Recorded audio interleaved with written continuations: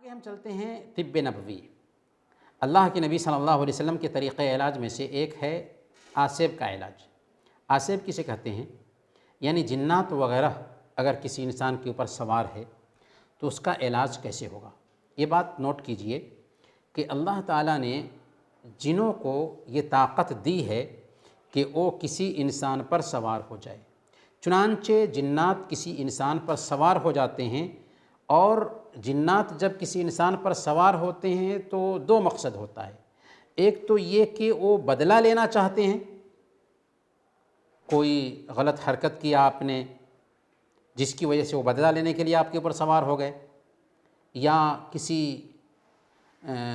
غیر مناسب وقت میں آپ نکلے، ان کے پیر پہ لات رکھ دیا، ان کے کسی سامان کو نقصان پہنچا دیا، کچھ بھی ہوا ایسا تو وہ نقصان پہنچانے کے لیے آپ پر سوار ہو جاتے ہیں۔ اور زیادہ تر جنات جو ہے نا وہ محبت کے طور پر سوار ہوتے ہیں، اسی لیے مرد پر عورت جنی سوار ہوتی ہے اور عورت پر جن مرد سوار ہوتا ہے۔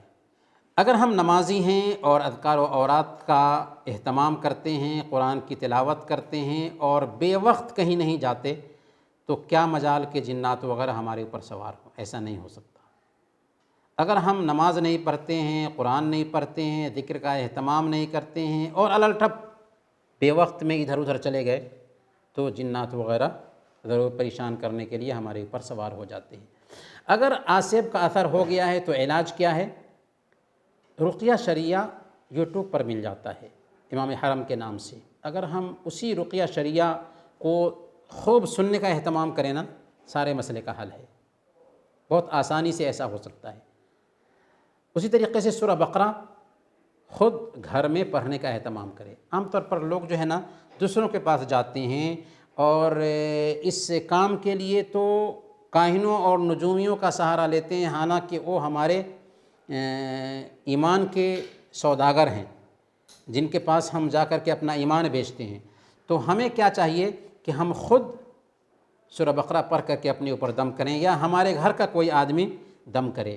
اسی طریقے سے سورہ الفاتحہ، آیت الکرسی، سورہ آل عمران اور سورہ الصافات کی پہلی 10 آیتیں، سورہ احقاف کی آیت نمبر 29 سے لے کر کے 32 تک، اور سورہ الرحمن کی آیت نمبر 33 سے لے کر کے 40 تک، اور سورہ حشر کی آیت نمبر 21 سے لے کر کے 24 تک، اور سورہ الجن کی آیت نمبر 1 سے لے کر کے 9 تک۔